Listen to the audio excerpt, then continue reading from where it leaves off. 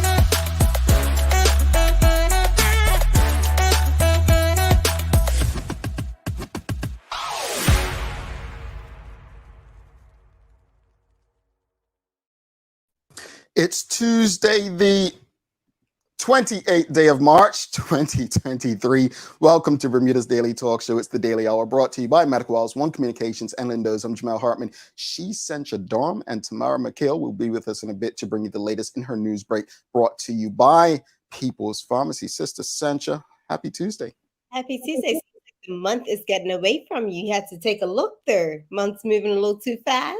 Well, you know, last week I must have said 23rd and it was, or 22nd and it was 23rd. And you know how the audience, they love, you know, making sure I'm right and giving the right days. They don't like being wrong on their days. So yeah, got to double check sometimes, right? Keeping you on your toes. Yeah. Gotta keep them, keep me steady. So, but hey, yeah, I wanted to do this video for you, and then you just went ahead and ruined it yesterday by, you know, getting ahead. Because what happened was, it was Larry's birthday last week, folks, and so Sancha's 1 year is kind of the day before it's coincide. But anyway, I want to take this time, since she said it yesterday, to really honestly, Sancha, just before we get into the show, just be as direct and honest. I know you will be in a way that doesn't hurt my feelings. But honestly, what has the last year? You've been on the show for a year already. Time obviously flies, and a lot of people don't know this, but once Sancha came on board, Sancha's the person that actually said, "Now we got to bring Maya." To be very honest with you, like that's a story in itself. So it was almost like a domino. But what has your first year on the show been like? I can honestly say it's been really, really good. So if you get back into my past, for a little bit, I was doing like interviewing and trying to get into broadcast a little bit, you know, dibbling, dabbling here and there. And then I was just like, moved on to other things. So then when this opportunity came about again, I was like, and a lot of people here, they see me here, but don't really know me. I am very shy, contrary to anybody's belief, right? And Maya saw that the other day. I'm like, I'm a very shy person. But I feel like this has been a great opportunity. I feel like some days I feel like, Sancha, what are you doing? You are so busy. But I'm happy I still took this on, and I tried to commit. It helps me to grow every day. It's so many things that I'm just like, oh my goodness, I didn't know that. I'm learning daily, and I cannot wait till I get to the point whereas like we're on to the next thing. So You know what I mean? So Hula, I just want to go back to, she was like, she took 1, 2, 3, 4 months, 3 months, whatever. Yeah, that was it. I mean, I think it was, you were a guest on the show the previous December with Sherry and I. We must have got off. I was like, Sherry, I think she'd be great. And Sherry, of course, agreed. And you know, we spoke to the others, and I was just like, you know, I knew Sancha and I knew each other, obviously, but you know, I had never known you to work in this space. I knew you were into film and stuff like that. But I was just like, nah, like it was just something. You know, I was just like, yo, she would do well here. And I'm glad that you said yes, Sancha. Honestly, I think I say this, you know, I say a lot of stuff privately and, you know, but publicly, like, I think this is a great group of people. You definitely add value. And it was Sancha that came on. It's just like, you know, hey, have you thought about Maya? And we had reached out to Maya a year prior. Maya was in a different space then. And honestly, it was a package deal to me that I am honestly happy about. You guys bring so much value to this audience, to this platform. You know, again, just 2 weeks ago or last week in private, you know, we were analyzing Sancha, like how is she able to maintain a sense of calm and heat, and you'll probably find out today as we get into today's discussion. But I really wanted to highlight, like, it's been a year already. Thank you for sticking around, right? Thank you for sticking around, and thank you for inviting Maddox into some of our conversations, folks. Maddox was important in terms of determining our new layout. Yes. We are a package deal. Oh, absolutely. But honestly, he's such a respectful young fella. Like, you know, you see him out and about. He's a really nice young boy. Like he's a you know, and for him to, there are children who grow up in media spaces, right? I can name some colleagues, children who've done it. He doesn't shy away from it, and I'm glad that we were talking before we came on about being mama's boy and so on, and it's nothing wrong with that. It's nothing wrong with that. That's parenting. That's good stuff. And him being close to this, we're learning from him because he's coming up in a different generation and he's learning from us. So thank you for allowing this audience and us to be a part of your family and being a part of our Sancha. So just wanted to start the show with happy 1 year to you.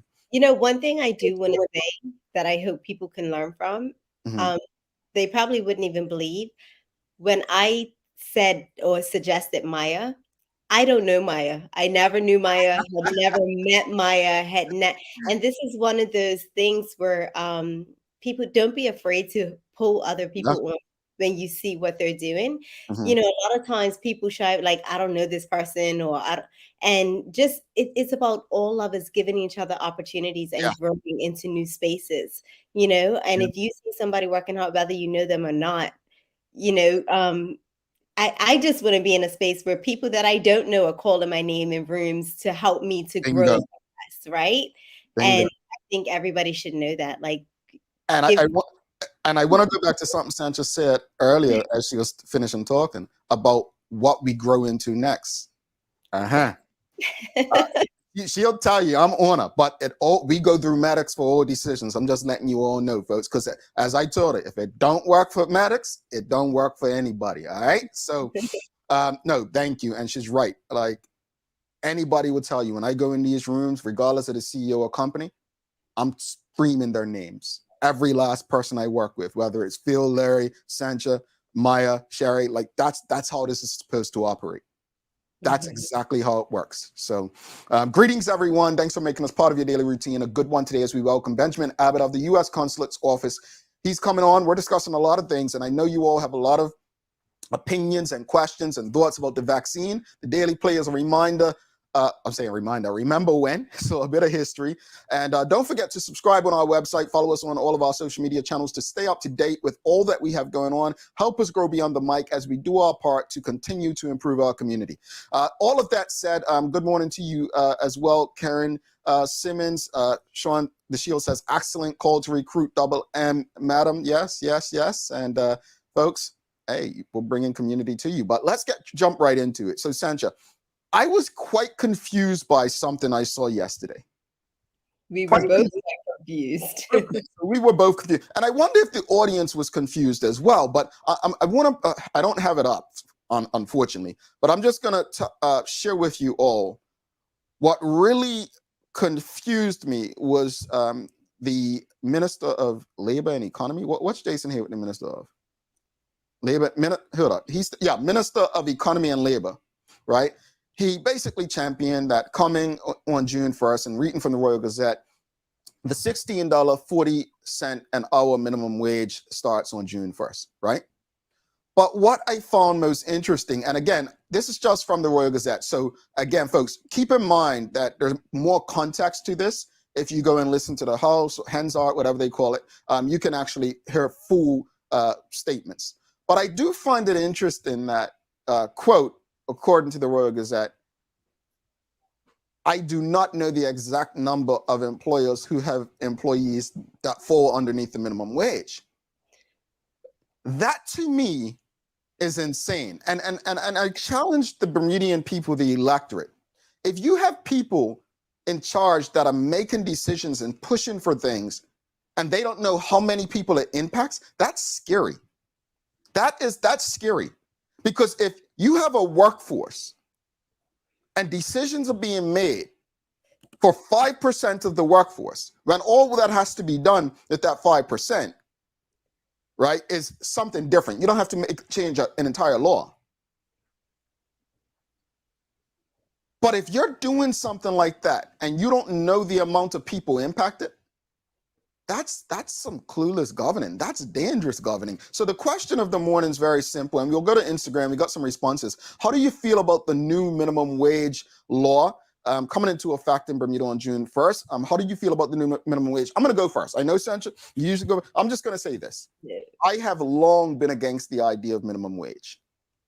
I've never been a fan of minimum wage. Keep in mind, I've lived in the United States of America half of my life, right?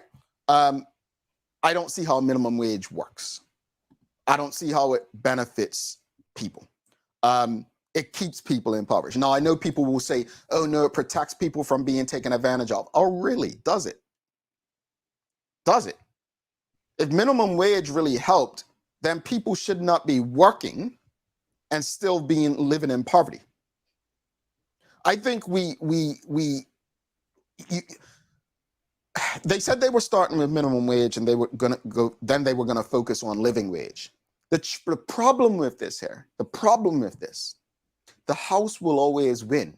And speaking as an entrepreneur, if you tell me, if I'm paying my staff $10 an hour, and you now say I have to pay them $15 an hour, or $16.40 for Bermuda purposes, then the price of that burger is going to go up.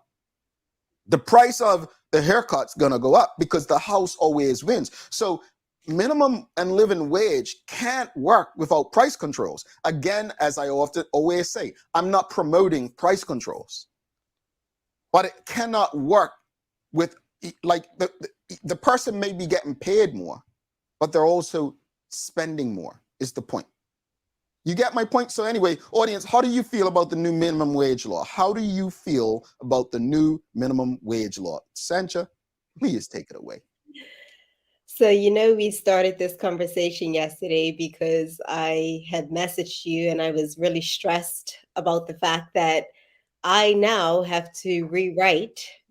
So, Nail Ball, we're in a space where we're just changing our whole business model. We've hired all new employees. We're gearing up for the summer. Everyone's contracts are signed. Everyone is happy. And now I get a notice saying, don't forget, June 1st, minimum wage comes into effect. And it's like, whoa, now we have to go back and undo everything we've done. And we need to rewrite contracts. We need all of those things. And the reasons. So yesterday I'm sitting there and I'm like, okay, does this apply to us? Because we work on a hourly wage plus commission. Mm-hmm. And they are making way over this 16 an hour, right? Mm-hmm. So I'm like, now do we need to, but our hourly wage, our hourly wage admittedly is under 16, but they have a very high commission rate. So now I'm like, I have to rewrite these contracts. Do I have to go back and change the hourly wage? Am I bringing down the commission? And ultimately, at the end of the day, they will probably end up making less money, taking home less money than they would with our original contract. Mm. So what does that do for our employees? And then when I read the story in the Royal Gazette, and it was like, we don't know how many people this is affecting. How did we even get into the space to have this discussion if we don't know who we're doing it for? Mm. That is the first thing that should have been figured out. So we're using time, resources, we're spending energy on all of this, and you don't know how many people it's affecting. Like, I am like, that little mind blown. I'm like, mind blown. What are we doing? Yeah, it's quite disappointing. It is, and I completely understand your frustration. And in fairness, Rick Olson, who often tunes in to this show, owns a restaurant or two, and he always said, he spoke about this. how it would impact the restaurant and hospitality industry. And I'm interested to know how any restaurateurs or those in the hospitality industry feel. But I just want to go to Instagram, Sancha, to read some responses that we did receive regarding this. So, folks, the question again was, how do you feel about the new minimum wage law? And some of the responses we got were, I wonder what it'll mean for small businesses. Well, that's valid. Like, what does it mean?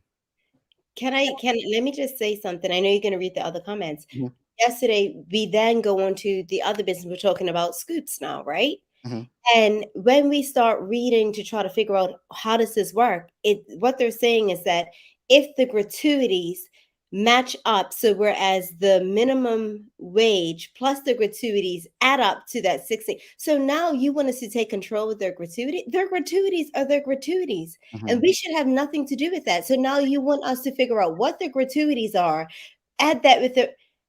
I'm just like, this is absolutely, it's insane. It doesn't seem well thought out, but I think let me just say this and be clear. I think the whole idea of minimum wage came from a good place. I really do believe it came from a good place.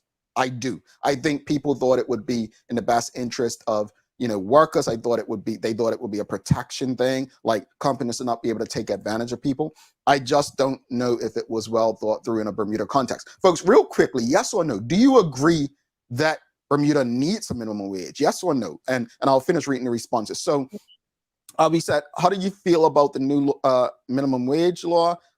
Someone wrote, time will tell if this was a good idea or not. Another response we got was, small biz would be feeling it most. So I think everyone understands, it might impact small businesses most. Another person says, businesses will pass this expense on to the customer, therefore raising the cost of living. I mentioned that all the time when we speak about this, often. And then another one said, what percentage of workers fall within this category? Well, according to the minister, we don't know. We don't know. And so I think that should concern every Bermudian, though, that decisions like this, I don't know, that the I electorate has to govern at this point. I hope today that question can be answered. I hope that someone went back and said, okay, this question needs to be answered Mhm. ASAP. Mhm. Because to leave that, to say that we have gone and created a whole policy Mhm. based on we have no clue what percentage of people, Mhm. it, I'm baffled. Like, I'm actually lost for words. Yeah. Sean DeShield says the minister's comments and actions equate to a classic case of the inmates running the asylum. So Sean's saying the comments and actions equate to a classic case of the inmates running the asylum. Renee Simmons says the other part that really bugs me is that any other deductions from the employee is deducted from that 1640. I always thought it was a fixed amount. It's interesting. Look, do you agree with minimum wage, audience? Yes or no? Do you agree with minimum wage? Yes or no? Sancha, do you as a business, as an entrepreneur, as a business owner, as a business leader, do you agree with it, like a minimum wage? Like, obviously I don't. Mhm. And I'm coming from a space maybe because I feel like I've worked hard in Mhm. order to make sure that I'm giving people a livelihood. Mhm. And anyone, as I say all the time, and not everyone's like me. So Yeah. I totally understand where this came from. And we are trying to, they're trying to help the people that vote for them. I Mhm. get it. But for me, it's only putting more pressure on me, whereas, like, we work hard as a team, Mhm. and we will much rather book more services in an hour and get higher commission Mhm. and make sure that, we're getting people in the door and doing that work. And now we're talking about, okay, so I'm being forced to pay this minimum wage per hour, and it's like, okay, but I'm gonna get paid 16.40 anyway. So why am I even stressing getting people through this door? Yeah. how does this work? And maybe I need to do more research. Maybe it is thought out better than I imagine, which Yeah. I'm hoping for. But right now, where I'm sitting, it's looking grim. And the fact that I have to rewrite a contract for, and I'm thinking of the livelihood of my employees, where they actually may end up making less money. It's just like, this Yeah. is absurd. Do you agree with the minimum wage? Sean Smith, saying Sean Smith, Sean DeShield says no. Karen Simmons says no. Marquita Lee says the fact that they don't know how many employers fall under this is scary. No, it's absolutely crazy. It's sick. It's weird. It's strange. At the end of the day, we get the government that we deserve. We get the government that we allow. And if they're allowed to govern and make decisions without having facts backing up what they're doing, why they're doing it, then it's a scary situation to be in. At the end of the day, I believe that, as an entrepreneur myself, we're a small Black-owned business. Let's just be clear. But what we do is probably better than some of the most established legacy companies in Bermuda. Not trying to put anyone in a position or speak out publicly about private business, but we do our best to take care of everyone. We don't need the law to tell us how to treat people. And I think that's what Sench is saying. Like her goal, her job is to give them the best opportunity to have a livelihood, right? That's what entrepreneurship's about. If you're unable to give people the best opportunity to have a livelihood, then you probably shouldn't be in business. The scary thing, and I don't think it will happen unless there's collaboration by businesses, but this is what I always said, we don't think of it from the other side. What if all these businesses that are paying people $20, $25 an hour to be cashiers and all this, then decide, you know what? The government only says we can have to pay $16.40. What if they all collaborate to say that's all they're going to pay? You've now cost people more money. It can happen. It can happen. Trust me. But you're going to see so many small businesses like really, really feeling the effects of this. And we have businesses closing left, right, and center after the pandemic. Yeah.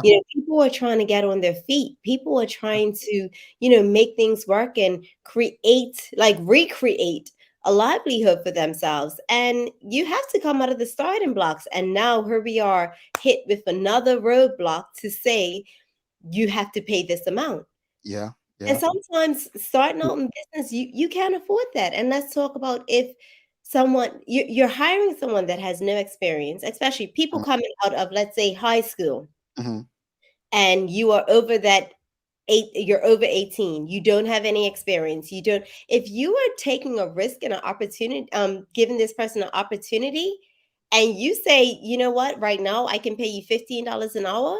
That's what you can pay. We gotta run this. Sancho's very passionate about this topic, and we'll definitely continue real quickly before we bring Tamara. And she says, "No, why not a living wage?" Again, how does a living wage work without price controls? Are you gonna tell Sancha how much she can charge for her services after that? Like again, I think some of these things sound great, but how do they work without price controls is the question. Let's bring in Tamara McHale for the news break, folks. Don't forget, we have U.S. Consulate coming up. We've got Benjamin Abbott talking all things. And a lot of people have questions about the vaccine and waivers and so on. You want to tune into this show to ensure that, you have the correct information and not what you read on such-and-such.org satire website. Stick with us.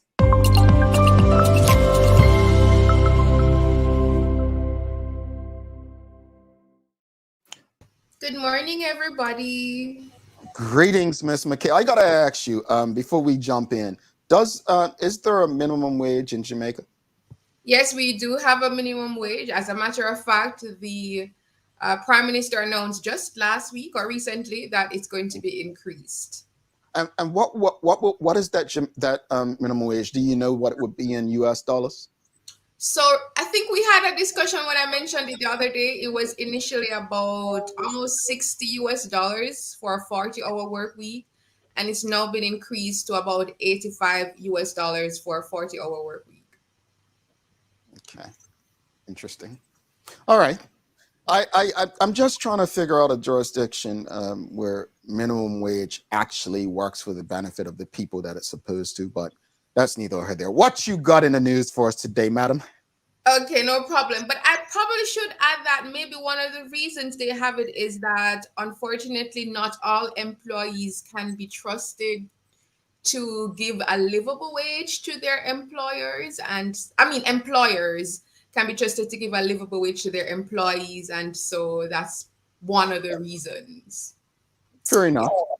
I just think, honestly, to me, I think of business like this. If you don't pay it, someone else will, and you lose out on the best talent. That's how I think of it. Yeah. Definitely. All right. Good morning again, everyone. This is the Daily Hour News Break for today, Tuesday, March 28th, brought to you by the People's Pharmacy. So we start things off. Maya mentioned yesterday regarding the unfortunate incidents and murder that had taken place. So yesterday, now the police, the Bermuda Police Service held a press conference on Monday to provide an update on that recent murder investigation. And they identified the victim as 49-year-old Marco Perenchief and said that a 47-year-old man has been arrested in connection with his death. Now, here's a snippet from that press conference. We can now report that the identity of the deceased man is Marco Perenchief, who on the 3rd of April would have celebrated his 50th birthday. As the officers were at that particular scene, they also were, a man was identified to them as the assailant that was involved in this fight with Marco Perenchief.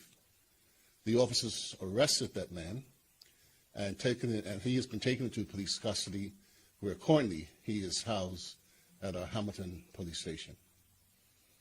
We are aware from our inquiries that there are 2 incidents of interest to this investigation.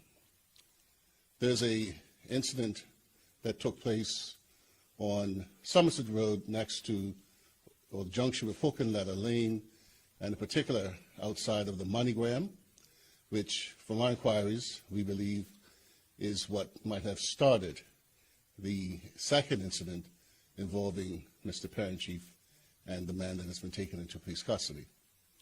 We're also aware that at that particular scene, Somerset Road and Hook and Ladder Lane, there were a number of persons who were present and who might have witnessed an altercation that took place at that location. That information, anyone who was there, anyone who might have filmed that incident, that is important to our lines of inquiry, and we are inviting you today to make contact with us. So the police, they're inviting persons, witnesses, to just come forward with any information. Yeah, very sad situation there. So sad. Yeah. All right. In other news, the parents of a 10-year-old girl who sued the Ministry of Education for making her take a COVID-19 test in order to attend school have lost their case a second time. Now, according to the Gazette, the Court of Appeal found that Education Minister Diallo Rubain's executive decision to impose the self-administered supervised saliva test to limit the spread of the virus in public schools during an unprecedented pandemic was legal. The child, they said, had a history of anxiety and is referred to only as AB in the judgment. She was a student of the Gilbert Institute in Paget when public schools reopened in October 2021. So the child's parents claimed that Mr. Rubain's requirement for all students and staff to take a PCR test with a negative result before arriving for the start of the term was a breach of her constitutional rights and not to be searched without her consent. However, Sir Maurice K., Justice of Appeal, said in a written judgment that the reasonableness of the policy was irrelevant to the issue of consent. So, yeah. That's an interesting one. I don't see. Is testing invasive? I mean, is it invasive? I don't know. I'm not dismissing the case or the parents' feeling. I just don't understand it enough to develop a full opinion. I don't see. I need to understand a bit more the issue they had with the testing. Like, I don't know. Maybe, please help me out, folks. What's that? She had anxiety. Okay.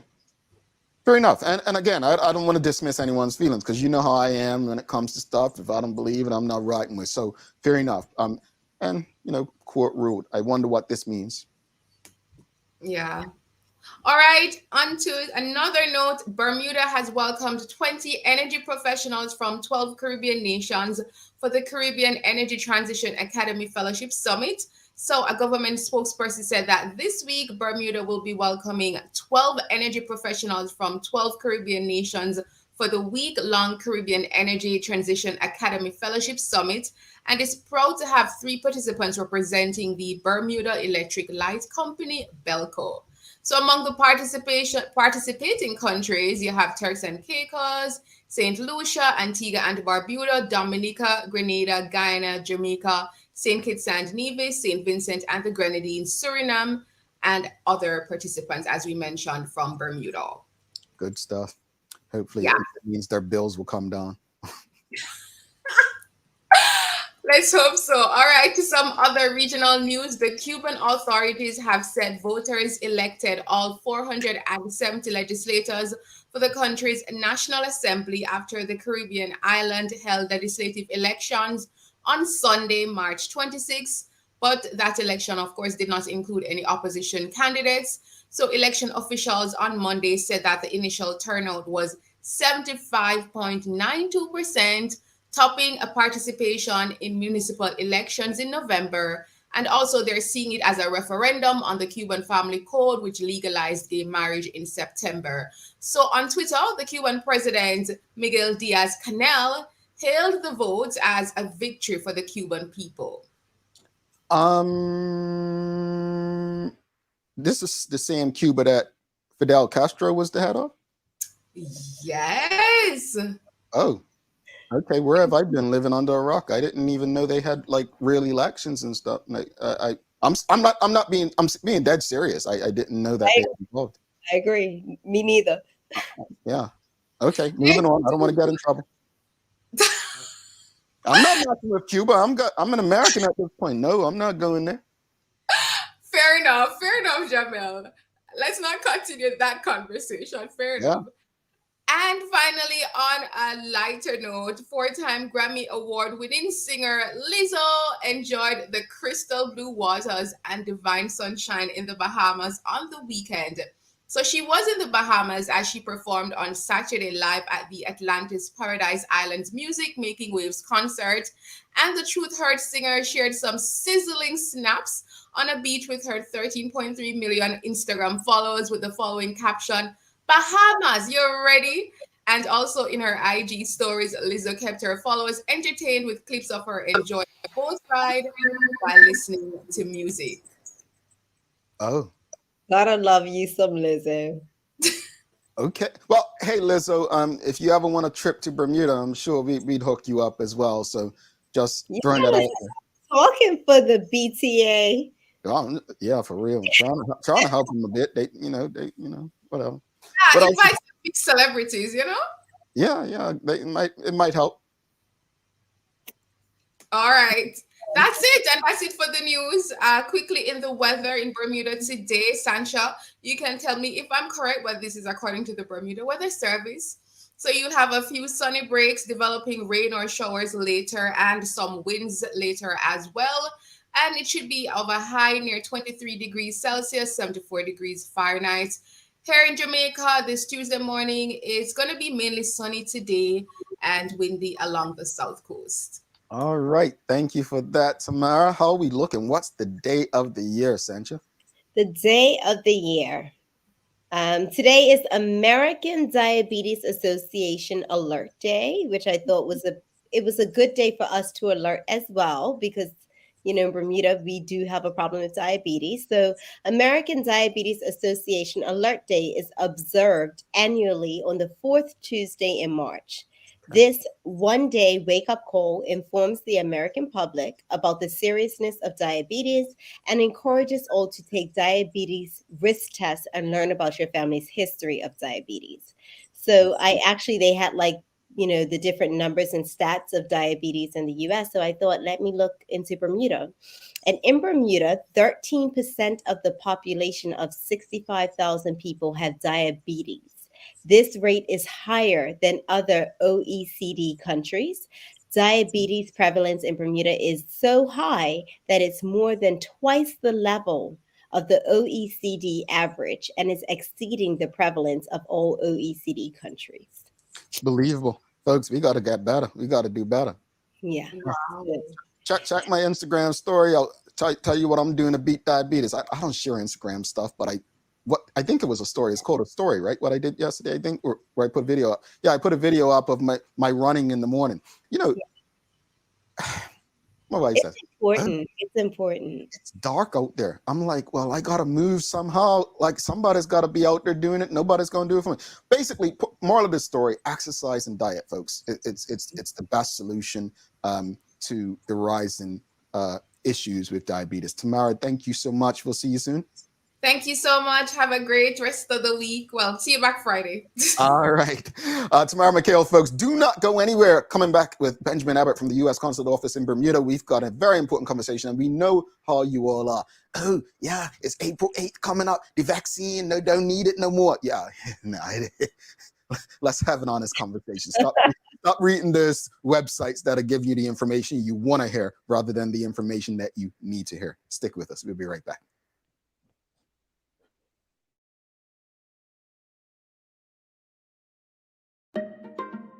People's ACW, located at King Edward VII Memorial Hospital, carries over-the-counter medicines, toys, cards, and even toiletries.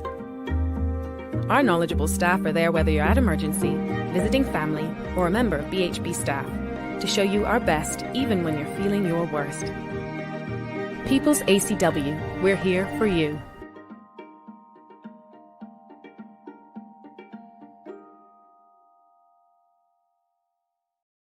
Welcome to the new bulk store, Lindo's Next Level. Wake up in the morning with enough coffee to keep you running throughout the entire day. Your pet at home deserves the best. Stock up on dog food to keep your puppy happy. Need a quick, tasty lunch at home? Your chicken nuggets will be jumping right out of the freezer. What's a movie night without popcorn? You can never have too much.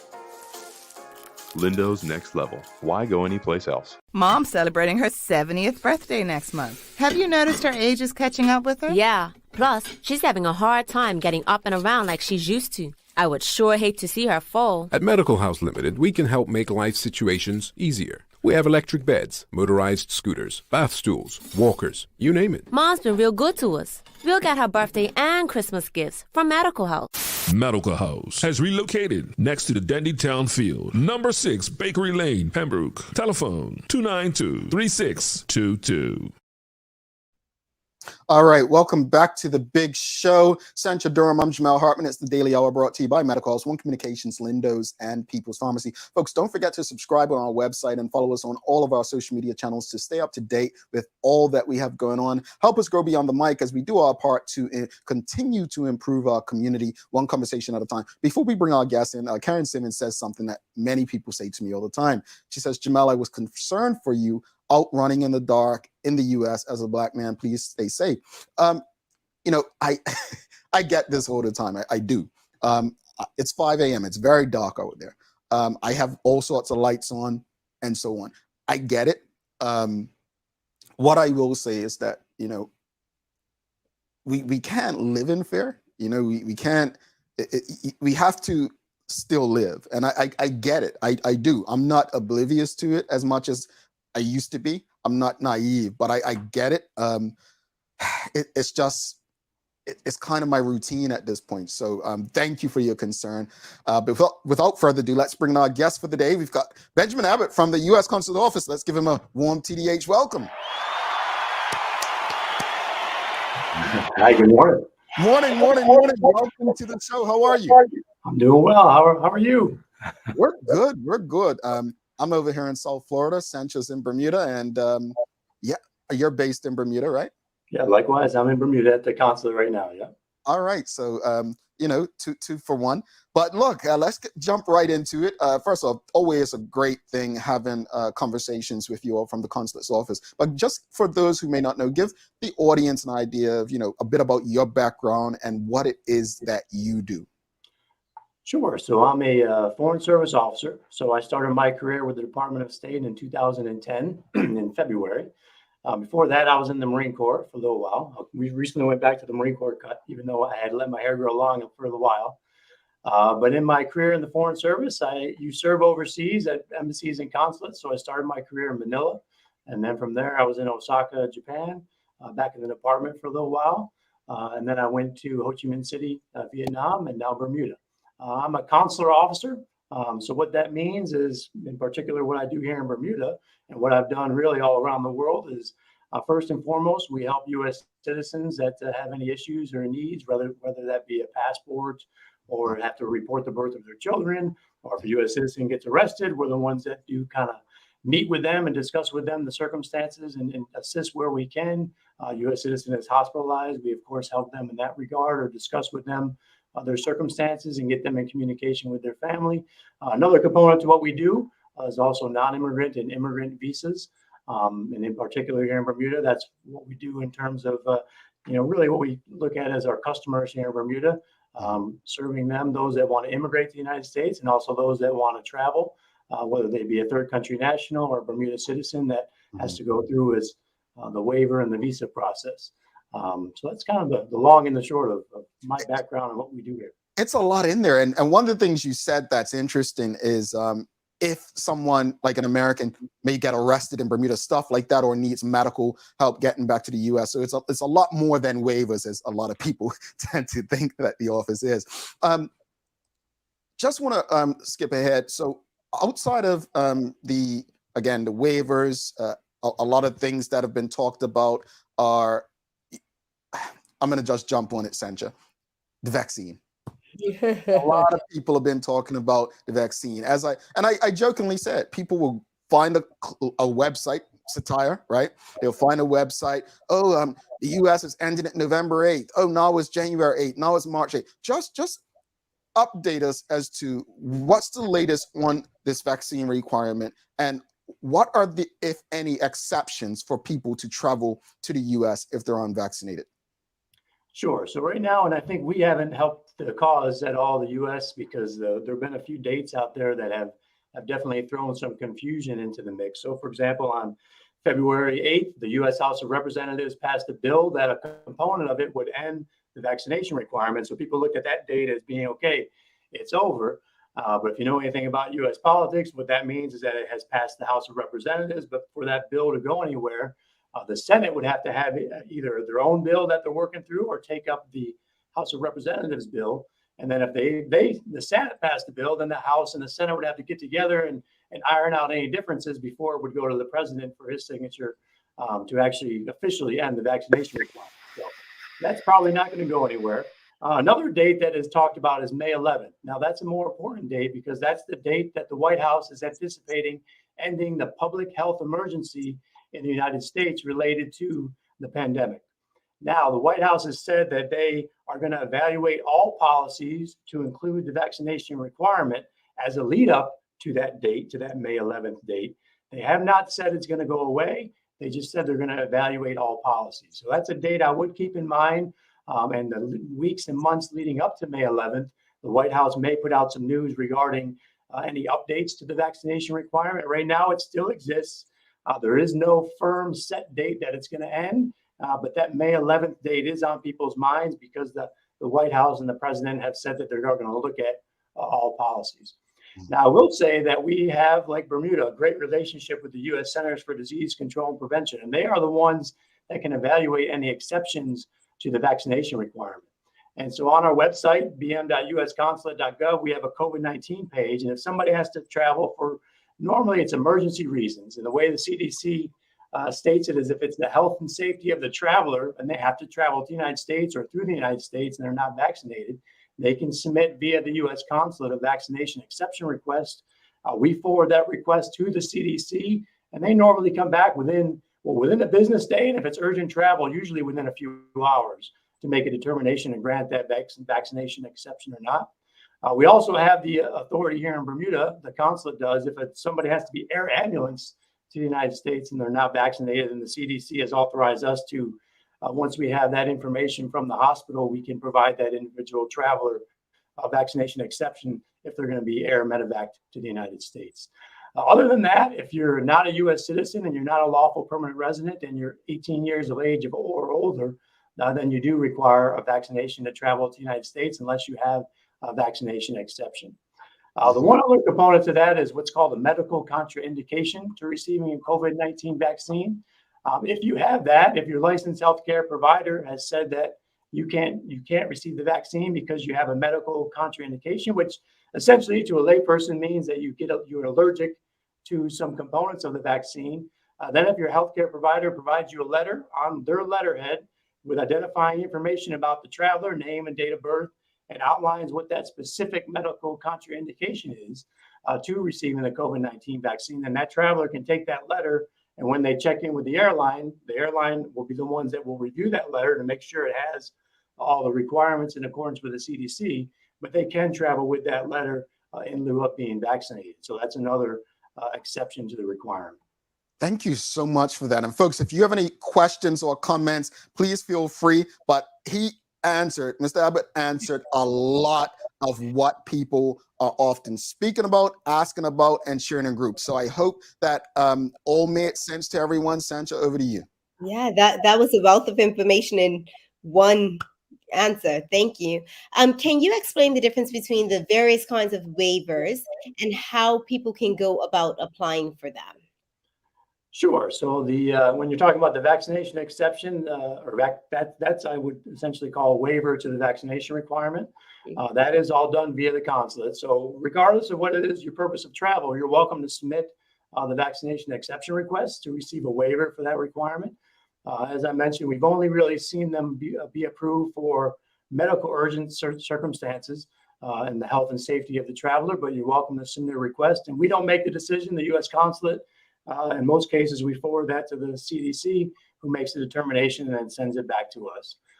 That's kind of the vaccination requirement and the waiver to that. Of course, if an individual requires a waiver for the non-immigrant visa process, so that's something that's processed here at the U.S. Consulate, and that's done in conjunction with the visa process. So if somebody has a past criminal conviction or the like, and that has resulted in them being ineligible for a visa, when they come in for the visa interview, we go through the process of evaluating their qualifications for the visa, and then second to that is if they qualify for the visa, and then we get into the waiver process and the requirements for submitting the waiver, and that's all done in accordance with the visa process. I feel like that's a pretty big one because that's what we kind of call the stop list in Bermuda. How long does that typically take now? So now waivers are taking, when we were in the midst of the pandemic and the U.S. Consulate here was one of the first to actually open up services, the waivers were being processed in a matter of a week, if not less. Now we're back to pre-pandemic timeframes where it takes from the time of the visa interview, it takes anywhere from 2 to 4 months. And the reason for that is that we process the initial request here at the consulate. I don't make a decision. The U.S. Consulate and the Department of State doesn't make a determination on the waiver. We have to submit our waiver recommendation to a subcomponent of U.S. Customs and Border Protection called the Admissibility Review Office, and we refer to them as ARO. ARO then takes my recommendation and my notes and any information about the traveler, and they make a final determination on the waiver. And right now we're seeing that process where they make their determination and their decision on the waiver take anywhere from 2 to 4 months. Now, as soon as ARO makes their decision, if they make a decision to grant the waiver, and then that's no problem for us, we move forward and we issue the visa right away. If they make a decision not to grant the waiver, then that's where the visa process ends. But from start to finish, we're seeing it take, from the time we submit the waiver, it takes between 2 to 4 months to get that decision.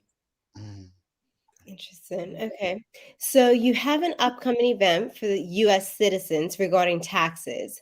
What other service do you offer for U.S. citizens?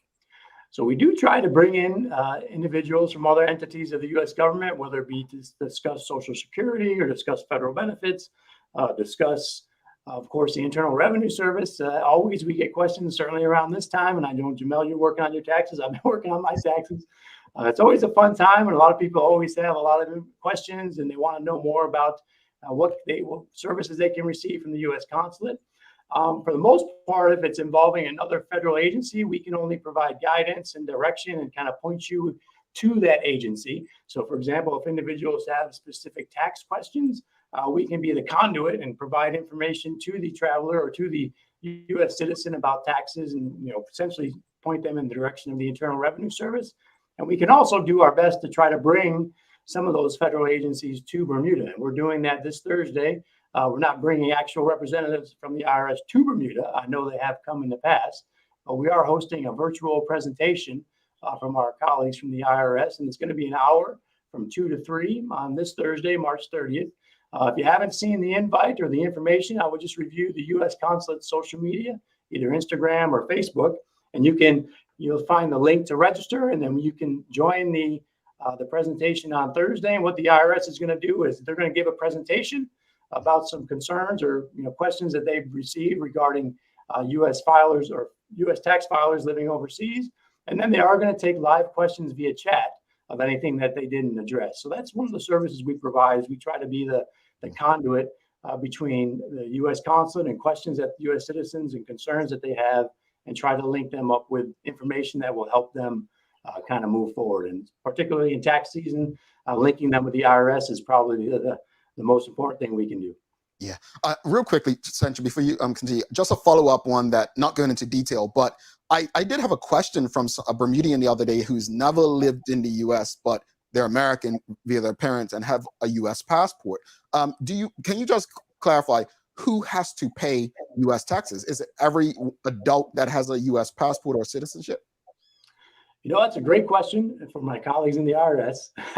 But it depends upon your income and depends upon a lot of other circumstances. So it would be more a question, and I think that is one of the questions that we posed to our IRS colleagues. What we did in advance of this presentation on Thursday is we had asked for U.S. citizens or any overseas tax filers really to send us questions. And I think that was one of the questions, when am I obligated to file taxes? What is the minimum amount of income that I make that would lead me to have to file U.S. income taxes? And I expect the IRS will address that on Thursday. I wouldn't want to get into it because individual circumstances vary and where they earn their income varies. But our colleagues in the IRS are definitely going to dive into that and many other important questions on Thursday. This is great. And before you continue, Sancha, I want to say this is great because, folks, you don't want to mess with Uncle Sam. And I would honestly, I'm being dead serious when I say this. I'd rather be safe and sure than to be non-compliant. And so I encourage anyone. I know my niece is only 10, but she's an American. She has a passport. So I'd be encouraging my sister to attend on her behalf, just to know, because ignorance is no excuse to not comply with the law. I just want to say that, folks. So you've got that information there. Check it out. You can go on their website for more information about this. And April 15th is April 15th. There's no pandemic. As far as I know, no extension or exception this year. So check it out. You heard it here. Okay. So what about dual citizens? What's the physical pretense requirement? So that's something that I had, as I've been doing this job more and more, that one of the requirements for a U.S. citizen that lives overseas, and if they have their child overseas, one of the requirements to transmit citizenship is what's called, and I think it's somewhat of a unique component to U.S. citizenship law, but there's a physical presence requirement for that U.S. citizen to be able to transmit citizenship. In most cases, if a U.S. citizen has a child and they're married to a foreign national or they're not married, in most cases, a child born from June 14, 2017, after that date, the requirement is that the U.S. citizen has lived in the United States for at least 5 years, 2 years after the age of 14. And what I found is that there are a lot of dual nationals, Bermudian U.S., that maybe they were born in the States and then they spent the majority of their life in Bermuda, gone back and forth for vacation periods or whatnot. And so oftentimes that is the most difficult component or requirement to transmit citizenship to your child that exists. And that's not, to say that there's nothing wrong, of course, with that. Dual national can live and move back and forth, but that's just something that I've noted that it can be difficult, particularly if somebody has spent the majority of their life in Bermuda. You would think, a lot of people do, is that when you're a U.S. citizen, you have a child and that child's born overseas, that child automatically obtains U.S. citizenship. But just via the nature of how U.S. citizenship law is structured, there is a component to transmitting citizenship that requires physical presence of the U.S. citizen. Now, it varies based upon the circumstances. So for two U.S. citizens that are married, they have to have lived in the United States, is what the law says. Doesn't specify a time period. But then for most other cases, if it's a U.S. citizen parent and then a non-citizen parent, in most cases, the U.S. citizen parent has to have lived in the United States for 5 years, at least 2 years after the age of 14, in order to be able to then transmit citizenship to their child who's born overseas. That's interesting information, something that I did not consider or think about. Interesting. So what was it? The physical pretense requirement. Interesting. Okay. Physical presence requirement, yeah. Okay. Folks, if you have any questions or comments, we'll do our best to get through as many as possible. We have one from Karen Simmons. She's asking, if a person has a U.S. Social Security number, is there an expiration date? Are there different types of Social Security numbers? So again, this is I'm hesitant when I jump into another federal agency, but as far as I know, no, there's no expiration to a Social Security number. So I had mine issued when I was born, and I think many other U.S. citizens have, where they've gotten theirs later in life. But once you have that number, you have that number. What there is there's an ITIN, International Taxpayer Identification Number, which is if you're not a U.S. citizen, but you have to file taxes and you're a foreign citizen, that's an ITIN, and that's separate from a Social Security number. If you do change your name or something like that, you can go through the process to obtain a new Social Security card in your new name. I do believe your number stays the same, though I'm not 100% certain on that, but I don't believe the number changes. So I believe it's a number that stays with you throughout your life, and it doesn't expire. It is your Social Security number, and it stays with you. All righty. We have a question from a Robert 77. He says, my wife has had issues obtaining a visa to go from Jamaica to Bermuda via the U.S. Is there anything in Bermuda where the consulate can help with that? Unfortunately not. So if a U.S. or a citizen or a traveler, I should say, is in another country, then of course they fall under the jurisdiction of that U.S. embassy or consulate in the country that they reside. Of course, if they were here in Bermuda and they were living here or traveling here or resident here in Bermuda, we could process the visa here at the U.S. consulate in Bermuda. But if they're not resident in our consular district, there really isn't anything we do. They fall underneath the jurisdiction of that U.S. embassy or consulate in the country where they are. And they just have to follow the processes and procedures and go through that embassy or consulate to obtain a visa. Got it. Okay, so I have a question that has been sent to me directly. I would like to know, if marijuana is decriminalized in some states, why can't Bermudians travel to the U.S. if they have been convicted of a marijuana charge? That's a great question. And I think the short answer is because it's still not decriminalized at the federal level. So yes, there's definitely many states that have decriminalized it, and that's a trend we're seeing. But at the federal level, in federal law, that hasn't been adjusted yet. So if somebody has a conviction under federal law, they still are ineligible for a visa. And then perhaps down the road that may change, but for now, under U.S. federal law, so that still exists as an ineligibility. Somebody that has any marijuana conviction. One of the things I've noticed that your office has done a lot lately is promoted the relationship with colleges and universities. How easy, or I shouldn't say easy, but how is the process for Bermudians who are interested in being educated in the U.S.? What does that process look like today? So today, they, of course, they would just need to find that university or college that speaks to them, where they want to go, where they want to study. And then if it has to be a university for a foreign student that issues what's called a Form I-20. As a Bermudian student, it's very straightforward. They don't require a visa if they don't want one. They can get that form from the school, and they can travel to the United States and start their studies with that form. They'll, of course, go through the airport and our U.S. Customs and Border Protection colleagues, but it's very, very simple. A lot of times, Bermudian students do want that visa, particularly if they're going to travel to another international destination and then travel back to the United States. Oftentimes, the visa helps. Sometimes, if they're in the United States and they want to get a driver's license or something like that, having their passport with a U.S. visa in it does assist in that. But overall, it's very simple and straightforward. We welcome any students that do want to apply for a visa, whether they're Bermudian or from another country. In particular, that's one of our priorities is if somebody has studies that are going to start, let's say next week, and they look at our calendar and there's not a visa and they need a visa or they want a visa, and our calendar doesn't have any available appointments. If they email us and explain to us that they're a student, then we'll do our best to get them in and go through the visa process in advance so that they can get to the United States and start their studies. But it really does just start with that student locating that school in the United States that they want to go to. We do have a component here in Bermuda called Education USA. And I believe we have information on our website that there's an individual there that can help counsel the student and kind of help put them in, kind of give them guidance and direction regarding a lot of the different schools out there. But as you know, there's just tons and tons of schools, and it's just a matter of that student finding the one that speaks to them and where they want to go. And then the process from there is relatively straightforward. Yeah. I know that back when I went to school 20 something years ago, originally, I didn't need a visa. It was I-20. And I thought that had changed because I've met students recently with visas. So thank you for clarifying that, that they can get a visa if they want it, but they don't require one. Charles H. Jefferson II, he's asking, Sancha mentioned the infamous stop list. Is that a U.S. list or a Bermuda list? How does one get removed from that list? So, well, of course, if you've ever heard a U.S. official talk about it, there is no stop list, and that's something we don't have a list, but I absolutely understand why that perception exists.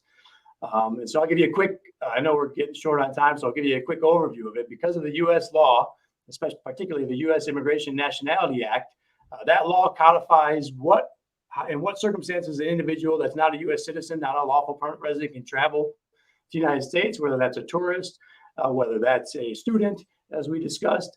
And that law also specifies what would make someone inadmissible to the United States.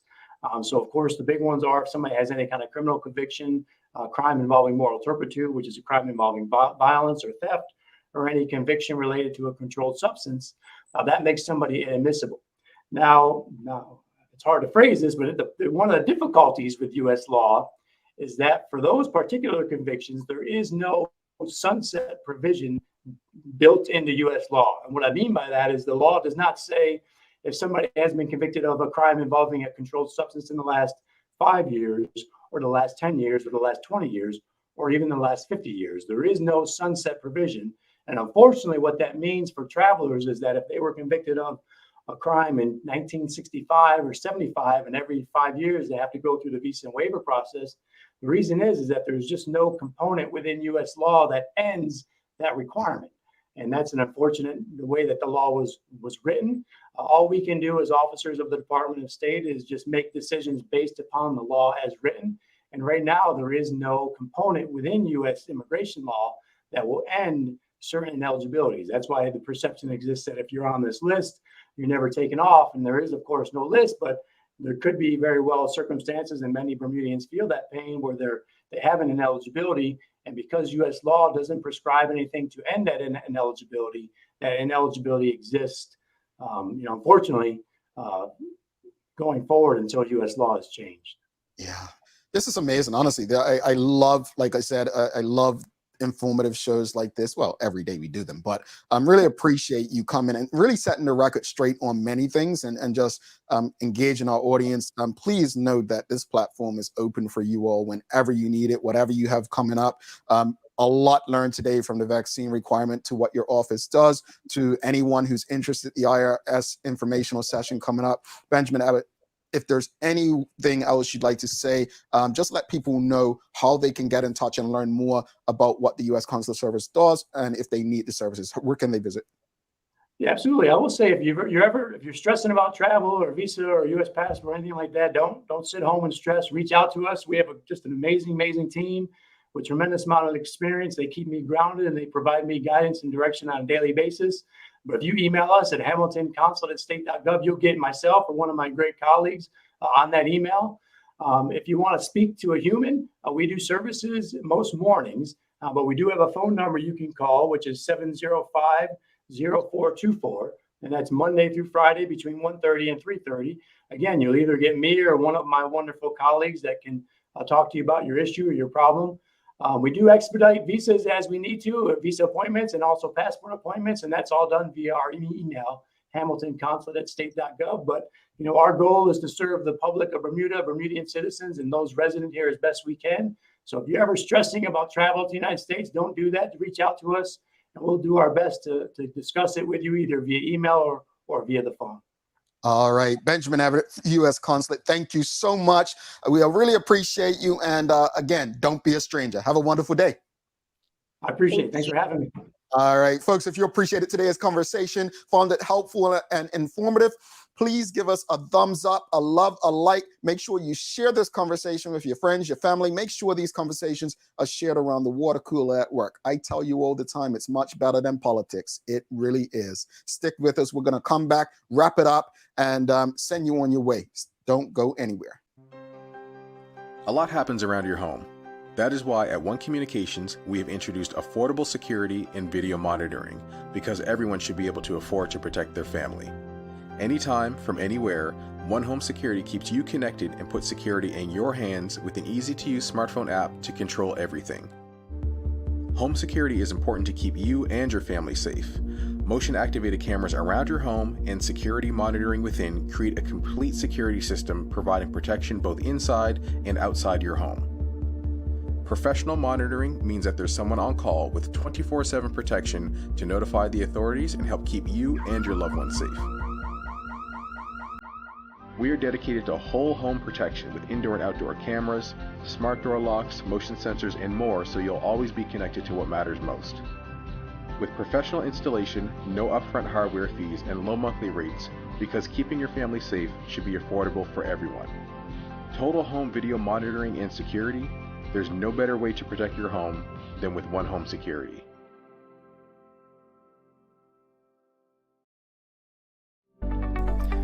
Ordering from ER Fisheries has just gotten simpler. With just a few clicks of a button, you can place an order for next-day delivery or same-day pickup. Our ever-expanding list of offerings now include grocery pantry items, specialty meats, and bread and dairy items. We know things have been hard, and we're here to make planning for your next meal or party easy. Whether you're a vegetarian or a meat eater, we have what you're looking for. And best of all, it can be delivered to your door in 24 hours or less. Go to www.erfisheries.bm and check out our wide range of seafood, beef, lamb, pork, poultry, fruits, vegetables, and plant-based products, all available at reasonable prices. That's www.erfisheries.bm. All right, welcome back to the big show. Thank you all so much for hanging with us. Thanks again to Benjamin Abbott from the U.S. Consulate Office for the work they do, and really appreciate them making time for us. Thanks again to One Communications, Medical House Lenders, and People's Pharmacy for ensuring that we can have these kind of conversations. It's time for the Daily Play, brought to you by Bermuda Trivia, now available at stores throughout Bermuda. Follow Bermuda Trivia on Facebook, Instagram, Twitter, and TikTok to find out why it's Bermuda's favorite trivia game. Sancha, are you ready? I'm ready. All right, here we go.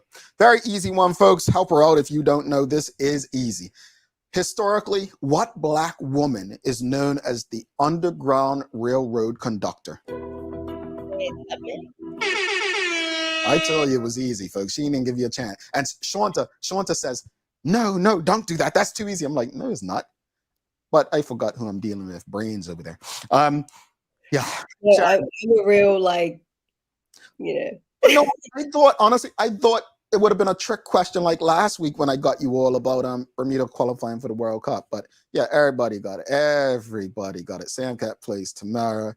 Sometimes it's nice to just have an easy day, Easy day at the office is necessary. Yeah. Necessary. Yeah, every so often. Yeah, I guess. But folks, make sure as you fill out Harriet, you give us a thumbs up on and like and share it. Share it in your WhatsApp groups, because what we discussed today with Benjamin Abbott is what we discuss all the time in our WhatsApp groups anyway, right? We're always talking about the vaccine requirement. He shared the factual information with you today. Sancha, let's wrap it up. Final thoughts on, obviously, you were very passionate about this morning's discussion about minimum wage, and then the discussion with Benjamin Abbott. We keep having these same conversations over and over. It's like a cat chasing his tail. We need to start holding our government accountable. And if we are, or they are doing work that we're not even sure is necessary, when we have so many things to actually work on, we need to start holding them accountable. And moving forward, I would hope that when they're deciding on policies, they would actually do the research to figure out how many people this is affecting, to see whether it's even worth the time or energy. And if it's going to be beneficial. Like I said, my employees may end up making less money. Let's look at the whole picture before we go into this. Our conversation this morning with the U.S. Consulate, I think, it's a conversation that we have to do probably annually, Jamal, because these conversations are had over and over. And I think it's a lot about bridging that gap so that we understand as Bermudians, like, where the US consulate stands, and we don't feel like we're being targeted or we're being blocked out, or it's nice to hear an official response to when this vaccine mandate is going to end. It's nice to talk about the stop list because it affects, let's be honest, like so many Black males where we want them to be able to get out and travel and probably even get an education, and the US is the closest place to do that. So I was happy to have that conversation this morning. Indeed. As far as the minimum wage, Sancha, I'll say this much. I've never been a proponent of it, like a fan. I've never thought minimum wage was a good idea, although I understand its purpose. I just don't see how it works in a space like Bermuda. And I think it came from a good place. I just don't think it's in practice, it's going to work out in the best interest of Bermuda and Bermudians. As far as Benjamin Abbott, again, I appreciate the office. I really do. I remember my radio show I had in Bermuda over 10 years ago. We used to do a monthly conversation with the U.S. Consulate, and obviously the most popular thing back then, every month people asking about the stop list. Right now there's so many different things because we live in an evolving world. Like once the vaccine requirement, let's say it is lifted, what's going to be the next topic of information to understand?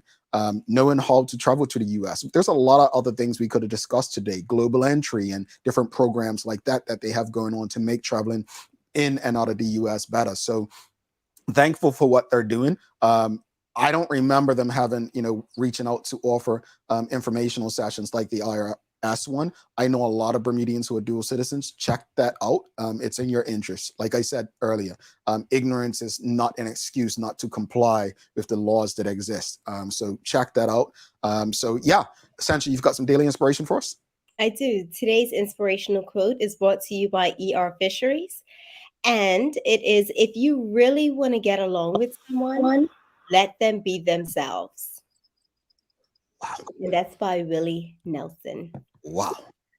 That hit me. I love that. Love that. Don't you love that quote, folks? I love that one. Yeah. Willie Nelson. I think it's important, right? We always try to make people into what we want them to be. Let them be themselves. Yeah, for real. Now, my only question is, was Willie Nelson high when he said, I'm joking. Willie Nelson, man. Shucks. Good man. All right, folks, don't forget to subscribe on our website and follow us on all of our social media channels. Oops. Hello? Can you hear me? All right. Don't forget to subscribe on our website. Follow us on all our social media channels to stay up to date with all that we have going on. Help us grow beyond the mic as we do our part to continue to improve our community. Thanks again to our partners, Medical House, One Communications, Lindos, and People's Pharmacy for ensuring that we're able to do this with you on a daily basis. As always, we appreciate you. We love you, and we thank you for making us part of your daily routine. If all goes well, we'll be back to do this again with you tomorrow. She's Sancha Durham. I'm Jamal Hartman, my friends. Please do make it a safe and a great day. Sister Sancha, by the time you are back on this show, you would be a year old. Don't worry. Well, before you go, just tell us, like, you're having another birthday. What's your birthday wish? You know what? Just health and happiness. Health, happiness, and progression. Yeah, I'm an easy, I don't need too much. All right. Her birthday wish. You heard it, folks. Sancha, enjoy your birthday. Enjoy your travels. And folks, before we go, please wish Sancha a very happy birthday. We celebrate birthdays like it's New Year's around here. Thank you.